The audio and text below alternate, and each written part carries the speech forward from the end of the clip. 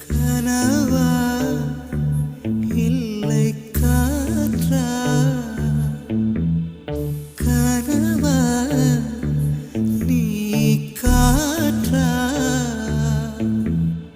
கையில் மிதக்கும் கனவானே, கைகால் முளைத்த காற்றானே, கையில் ஏந்தியும் கனக்கவில்லையே, நூறையால் செய்த சிலையானே.